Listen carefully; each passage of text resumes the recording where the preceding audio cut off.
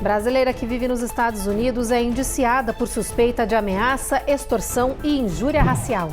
Com a ajuda de ONG dos Estados Unidos, Polícia Federal deflagra a operação de combate ao abuso sexual infantil. Autoridades norte-americanas investigam o aumento de prisões de brasileiros ligados à maior facção criminosa do Brasil. Onda de calor extremo que já vitimou centenas de pessoas no país provoca nova morte em Maryland. E você vai conhecer o estilista de origem indígena que foi o único brasileiro a participar de um desfile de moda latina em Nova York. As peças da coleção apresentada por Maurício Duarte foram tecidas à mão por artesãs de comunidades indígenas do Amazonas e feitas com fibras naturais, escamas de peixes e sementes.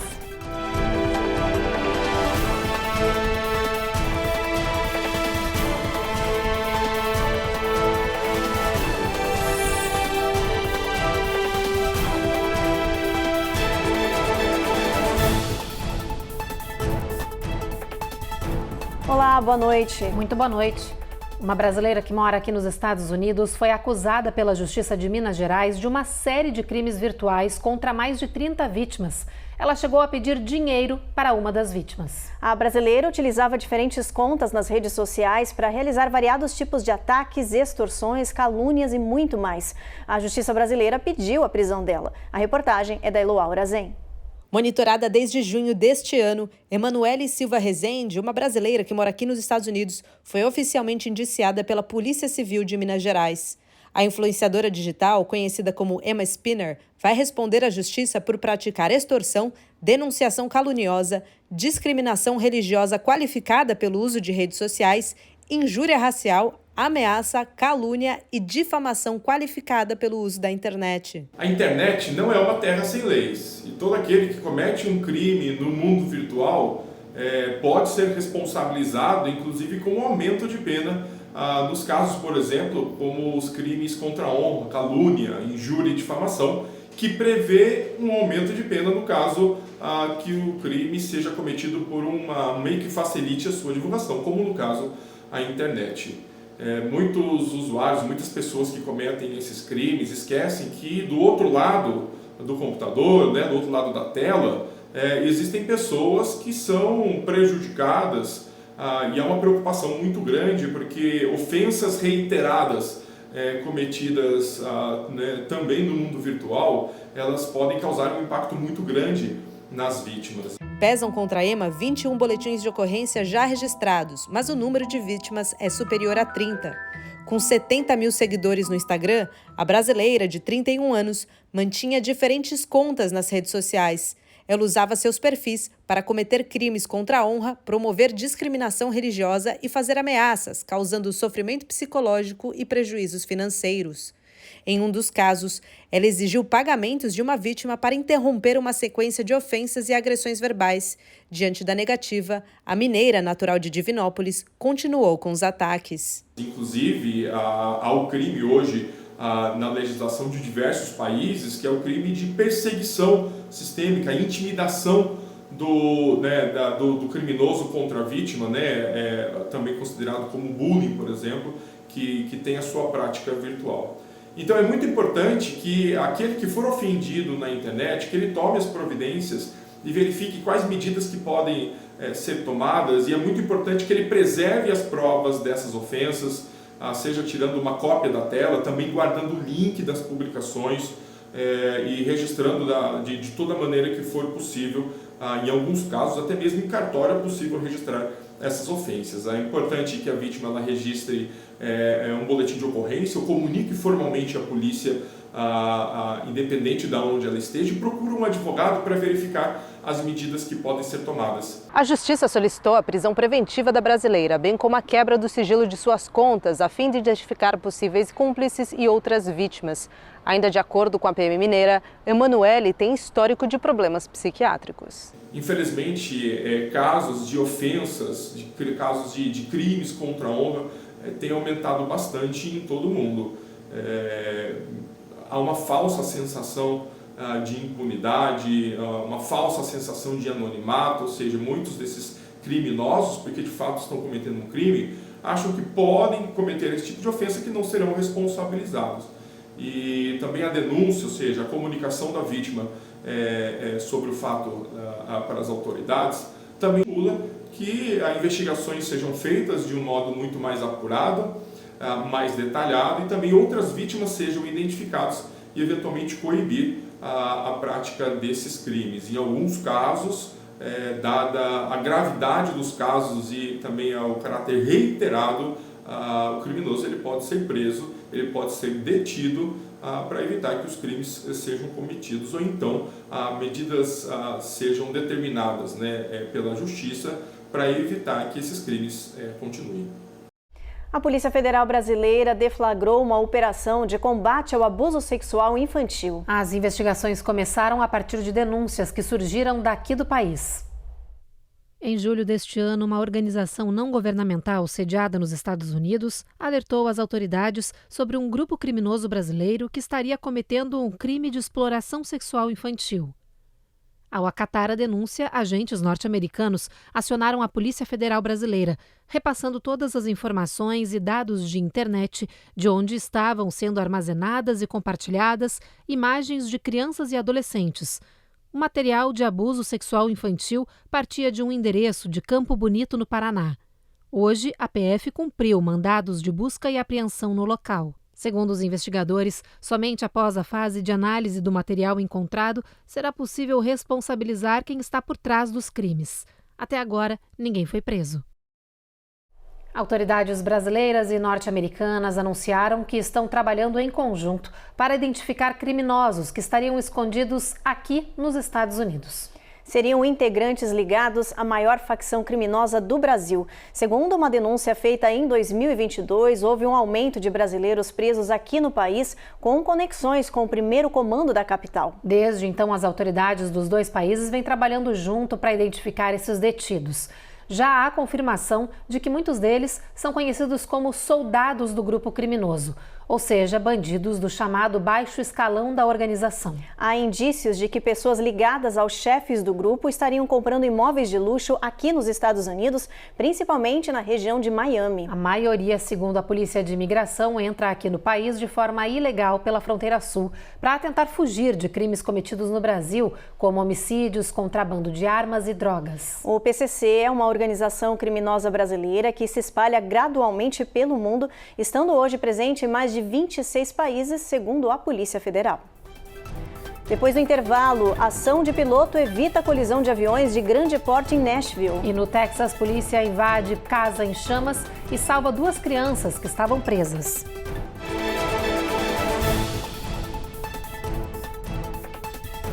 Américas no ar.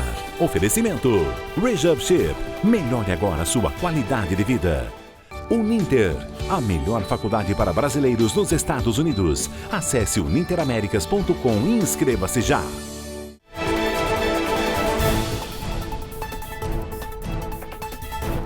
O Departamento Americano de Segurança Interna propôs adiar por mais 2 anos a implementação obrigatória do Real ID nos Estados Unidos. Essa nova identificação foi aprovada pelo Congresso em 2005, mas desde então essa implementação total vem sendo adiada. Na prática, esse selo vai ser emitido pelos governos estaduais nas carteiras de motoristas e outros cartões de identificação.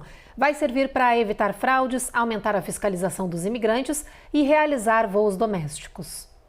A proposta para adiar mais uma vez a exigência desse documento em todo o território americano foi apresentada ontem pelo DHS, o Departamento de Segurança Interna dos Estados Unidos. O órgão alegou dificuldades em alguns estados para substituir o sistema atual e disse que é necessário mais tempo para que essas regiões possam se adaptar e realizar a transição sem erros. O DHS afirmou que vai incentivar a população a continuar atualizando as carteiras de motorista e identificação com o sistema Real ID, mas afirmou que a troca ainda não será obrigatória e nem padronizada no país. O Real ID é uma estrela dourada que será colocada nas carteiras de motorista e identificação de cada estado. Esse sistema é feito com tecnologia que torna a falsificação quase impossível. Alguns estados norte-americanos já adotaram um novo documento, mas sem a exigência, os governos locais ainda aceitam as tradicionais driver's license sem atualização. A lei Real ID foi aprovada pelo Congresso em 2005, depois dos atentados terroristas de 11 de setembro, mas desde lá até agora ainda não conseguiu ser implementada em sua totalidade. Um piloto da Alaska Airlines interrompeu uma decolagem no meio e conseguiu evitar uma colisão com uma outra aeronave em Nashville. Esse é um dos assuntos do nosso giro de notícias de hoje, que começa com as informações sobre a greve de mais de 30 mil funcionários da Boeing aqui nos Estados Unidos. Após rejeitarem uma proposta salarial da Boeing, 33 mil funcionários da gigante da aviação decidiram entrar em greve.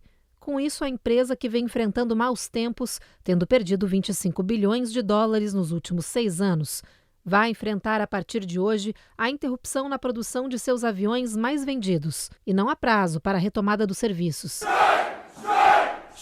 O Sindicato dos Trabalhadores informou que 96% dos funcionários da empresa votaram pela paralisação, porque há 16 anos a categoria não recebe aumento salarial. A greve afeta as fábricas da Boeing em múltiplos estados do país.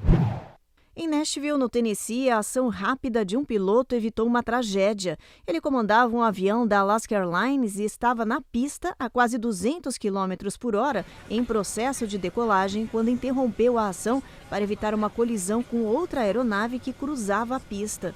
Os 2 aviões envolvidos são um Boeing 737 MAX 9 da Alaska Airlines e um Boeing 737 da Southwest Airlines. Ao todo, 182 pessoas estavam a bordo da primeira aeronave. O número de passageiros do segundo avião não foi divulgado.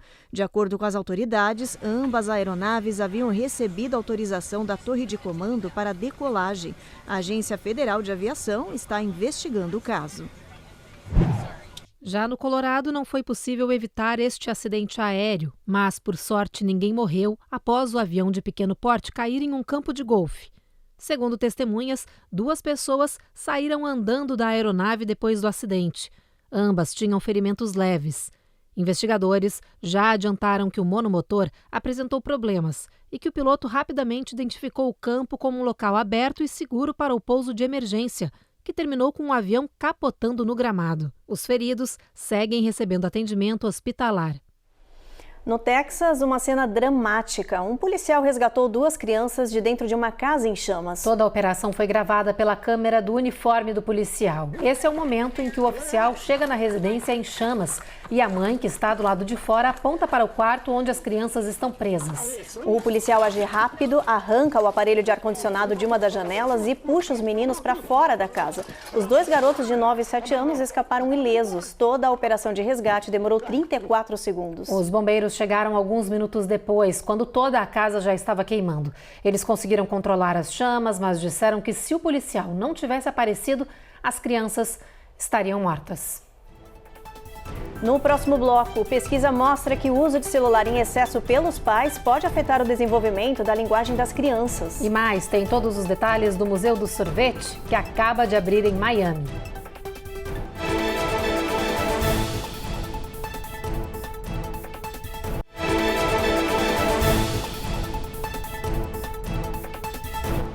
Um novo estudo apontou que os pais que passam muito tempo no celular, em vez de interagir com os filhos, podem estar afetando e muito o desenvolvimento da linguagem dos pequenos. Os especialistas dizem que as crianças podem apresentar menor capacidade para desenvolver habilidades como se expressar, aprender a falar, vocabulário e gramática. Mais de 400 pais de crianças entre 2 e 4 anos de idade participaram desse estudo. Os especialistas descobriram que os adultos que usaram muito o celular durante o dia e tiveram pouco diálogo com os filhos acabaram tendo crianças com graves problemas em se comunicar, se expressar e também de vocabulário pobre. A pesquisa apontou que deixar os pequenos apenas assistindo às telas com programas educativos não ajuda a desenvolver as habilidades de linguagem e que eles precisam ser estimulados pelos adultos em conversas, jogos e interações verbais familiares. Eles orientaram os pais a imporem limite no uso dos dispositivos e, quando estiverem em casa com os filhos, focarem no aprendizado e desenvolvimento das crianças. Agora a gente fala de uma outra preocupação global, a falta de incentivos para uma alimentação mais nutritiva. Cientistas acabam de descobrir que bilhões de pessoas no mundo não consomem de forma suficiente 7 nutrientes essenciais para o bom funcionamento do nosso corpo. Um novo estudo descobriu que mais de metade da população global não está comendo o suficiente de 7 nutrientes cruciais para a saúde humana. A pesquisa publicada na revista científica The Lancet Global Health mostra que ao menos 5 bilhões de pessoas apresentam níveis deficientes de iodo, vitamina E e cálcio. E mais de 4 bilhões de pessoas não estão consumindo ferro, riboflavina, folato e vitamina C em doses necessárias. Para o cientista-chefe do estudo, as lacunas nutricionais da população comprometem os resultados positivos em saúde e limitam o potencial humano em uma escala global. Agora olha só essa história. Um morador do estado do Arizona encontrou uma peça de Lego dentro do próprio nariz após 30 anos. Nas redes sociais, Andy Norton explicou que quando tinha 6 anos de idade, nos anos 90, enfiou a pecinha no nariz. Então, pensando com a lógica de uma criança na época, ele pegou uma outra peça de Lego, colocou no nariz na intenção de conectar os blocos e conseguir tirar tudo de uma vez. Só que não deu certo e aí ele pediu ajuda para a mãe, que com uma pinça puxou a peça maior do nariz da criança. Só que o pedaço pequeno do brinquedo seguiu lá, sem que ninguém soubesse. Só agora, anos depois de enfrentar uma série de problemas respiratórios, como a apneia do sono, um médico do Andy o recomendou fazer algumas coisas. Como lavagens nasais e assoar o nariz sempre no banho. E numa dessas vezes veio o susto. A pecinha de Lego saiu voando na narina do jovem, que agora, 30 anos depois, passou a respirar sem dificuldades. Mudando de assunto, o Museu do Sorvete voltou ao sul da Flórida, mas desta vez sem data para ir embora e cheio de surpresas. A experiência imersiva está maior e muito mais divertida para crianças e adultos, como nos mostra a repórter Cone Rocha. Paraíso colorido para quem gosta de sorvete, diversão e de tirar muitas fotos. São cerca de 1.300 metros quadrados de salas temáticas, cenários perfeitos para as postagens nas redes sociais. O Museu do Sorvete convida adultos e crianças a embarcar em aventuras sensoriais inéditas, como voar no Creamliner Express, saltar entre bananas gigantes, passear por câmaras frigoríficas ou mergulhar na icônica piscina de granulados. Aliás, essa piscina é tão famosa que já atraiu celebridades como a Beyoncé e a Kim Kardashian, que viraram crianças como muitos que mergulham ali. O Museu do Sorvete chegou a Miami em 2018, mas bem menor e por um curto período de tempo. Desta vez, ele volta sem data para ir embora. O museu fica aberto quase todos os dias da semana e o ingresso também dá direito ao visitante a tomar sorvetes ilimitados. Quem veio até o local garante que é uma experiência que mistura nostalgia, diversão e, claro, muito sabor. Para saber mais sobre o Museu do Sorvete, é só acessar o site oficial que está aqui na sua tela. A seguir, estilista de origem indígena foi o único brasileiro a participar de desfile de moda latina em Nova York. E onda de calor extremo, que já vitimou centenas de pessoas no país, provoca nova morte em Maryland.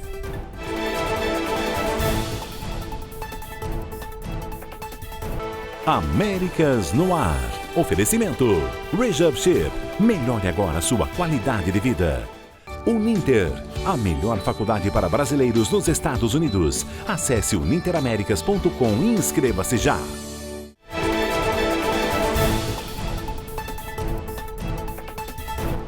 2024 pode bater um recorde alarmante aqui nos Estados Unidos, o de menores encontrados mortos dentro de carros sob altas temperaturas desde o início do ano até agora. Já foram 32 mortes infantis. A Administração Nacional de Segurança Rodoviária declarou que está negociando com as montadoras um novo sistema de alerta e verificação dos bancos traseiros dos veículos.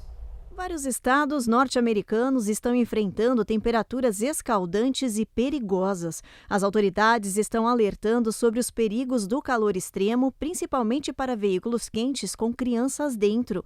Desde janeiro até agora, 32 crianças pequenas morreram dentro de carros sob altas temperaturas. Se continuar nesse ritmo, os Estados Unidos podem bater um novo recorde desse tipo de tragédia, que é evitável. 88% 90% dos casos envolvem crianças de 3 anos ou menores. As autoridades de estados considerados alvo de calor extremo, como Califórnia, Flórida, Arizona e outros, estão reforçando os alertas para adultos sobre esse perigo. Em 34 anos, o número de crianças que morreram em veículos superaquecidos nos Estados Unidos já chegou a 1.117. A ativista Stephanie Pignon, que perdeu uma filha de 2 anos nessa situação, agora luta pela conscientização da população sobre essa tragédia. Ela explica que muitas dessas situações acontecem por falta de comunicação ou falta de atenção e que qualquer pessoa está sujeita a isso. Hace una advertencia que sí le puede pasar. Além das crianças, as autoridades também estão alertando para o perigo de ficar exposto à onda de calor que vem castigando os Estados Unidos. A cada ano, pelo menos 1.220 adultos morrem vítimas de altas temperaturas, segundo o CDC, o Centro de Controle e Prevenção de Doenças. O último caso registrado foi o de um trabalhador do Departamento de Obras Públicas de Baltimore, em Maryland. A autópsia confirmou que ele morreu de causas relacionadas ao calor. Em julho deste ano, a Administração de Segurança e Saúde Ocupacional divulgou uma proposta regulatória para prevenir esses tipos de acidente em ambientes externos, que determina que calor acima de 80 graus Fahrenheit, os funcionários têm o direito à pausa, a se refrescar e até esperar amenizar o clima. O projeto ainda não foi aprovado pela Casa Branca. E o calor extremo que atinge o país há meses está afetando gravemente também o setor de agricultura, sobretudo na área oeste dos Estados Unidos. Na Califórnia, os produtores de uvas sofrem com a colheita. O estado é responsável por 90% da produção de vinhos do país, que ocupa a 4ª posição no ranking das maiores nações produtoras do mundo. Really, it's a very challenging time, and you got to stay on it, every day, all day. A família de Steve Ledson cultiva uvas no Vale de Sonoma desde 1860. Um trabalho que nunca é previsível. This week we've been focusing on our Chardonnay and our Sauvignon Blanc. Durante o dia, está rolando o processo de produção dos vinhos, enquanto à noite os trabalhadores colhem cerca de 7 toneladas de uva. As colheitas noturnas são uma estratégia para evitar a exaustão pelas altas temperaturas. Mas esse não é o único problema do calor extremo. Steve explica que as videiras são muito parecidas com o corpo humano e diz que quando esquenta demais, elas entram em colapso e param de funcionar. Este enólogo diz que a produção das uvas em meio a tanto calor tem 2 grandes desafios: a desidratação e o amadurecimento em excesso. We really want to get that fruit off the vine before the heat can start to damage the fruits. Por isso, as vinícolas estão desenvolvendo estratégias na intenção de se adiantar aos malefícios das temporadas de calor extremo, cada vez mais comuns na região. Mother Nature is quite the force to contend with. A diretora executiva da Aliança das Vinícolas do Vale de Sonoma diz que é inevitável que vinicultores e produtores se adaptem às mudanças climáticas para conseguir manter os negócios ativos. Hora de checar as temperaturas previstas para o final de semana em boa parte do país. A gente começa lá na Nova Inglaterra, onde em Boston a previsão é de sol entre nuvens, mínima de 60. Mínima de 62 em Washington, com sol entre nuvens também. A chuva começa na faixa de Charlotte até Atlanta, onde a previsão é de trovoada, o sol nem aparece por lá. Na Flórida, a previsão de sol, tempo nublado e também bastante chuva ao longo do final de semana. Em Houston, a máxima bate 97 graus. Em Brownsville, a gente já tem chuva ao longo do dia. San Antônio, tempo encoberto com máxima de 100 graus, mínima de 76. El Paso, sol entre nuvens também, com máxima de 98 nessa área, mínima de 71. Albuquerque, a máxima é de 90, sol entre nuvens. Phoenix, a gente já tem também tempo encoberto, máxima de 102 graus. Olha, esse tempo encoberto segue em Los Angeles, sol entre nuvens, máxima de 80. São Francisco também, sol entre nuvens. Já em Las Vegas, a gente tem sol brilhando aí forte o dia inteiro, com máxima de 98 graus. E um estilista brasileiro de origem indígena foi o único a participar de um tradicional desfile de moda latina que acontece há 15 anos em Nova York. Ele levou para a passarela uma coleção sofisticada e cheia de personalidade que destacou suas raízes e ancestralidade, como nos mostra agora a repórter Carolina Camargo. Foi Foram 2 dias de programação intensa e um mix de estilos, cores e tendências em Manhattan. Entre as 15 grifes latinas que participaram deste importante evento de moda, lá estava o Brasil. Quem entrou na sala de desfiles abrindo a apresentação brasileira foi a modelo indígena Emily Nunes. Depois de ver suas roupas ganhando vida na passarela, Maurício Duarte comentou: "Eu estou extremamente emocionado." O estilista trouxe uma coleção sofisticada e de muita personalidade. O brasileiro, que é de origem indígena, faz questão de mostrar suas raízes em suas criações. Foi desenvolvida com algumas comunidades do Amazonas, que eu já desenvolvo os trabalhos de mulheres artesãs, em São Gabriel da Cachoeira, em Manaus, em Tefé. Então a gente traz mais uma coleção com toda essa nossa ancestralidade. As peças da coleção apresentada por Maurício Duarte foram tecidas à mão por artesãs de comunidades indígenas do Amazonas e feitas com fibras naturais, escamas de peixes e sementes. Foi essa moda criativa e diferenciada que fez o amazonense cruzar a fronteira e ser o único brasileiro a mostrar seu talento no line-up do evento realizado pelo Fashion Designers of Latin America, que celebra sua 15ª edição nesta temporada. É importante para mim ter o Brasil presente em esta apresentação do New York Fashion Week, porque somos uma comunidade latina, somos diversidade, somos inclusão e de verdade que esperamos que a través de esta apresentação com Maurício podamos atrair mais talentos de Brasil, porque eu sei que há muitíssimo talento em Brasil, assim que estão aqui as portas abertas para eles. O trabalho de Maurício Duarte ganhou destaque e recebeu elogios, especialmente dos brasileiros presentes. Me chamou a atenção especialmente os bordados. O trabalho com buriti, com todas aquelas matérias-primas que a floresta amazônica nos oferece e nos dá de presente, né? Foi muito, muito bonito. Que trabalho bonito e importante, legal ganhar esse espaço, imagina, em Nova York, na Semana de Moda. Muito bonito e tá de parabéns, e as peças são realmente maravilhosas, né? Incrível. Bom, e a gente se despede de vocês, o Jornal Américas no Ar de hoje termina agora. A gente espera vocês na próxima edição. Você fica agora então com mais um capítulo da edição especial de Apocalipse. Boa noite. Boa noite.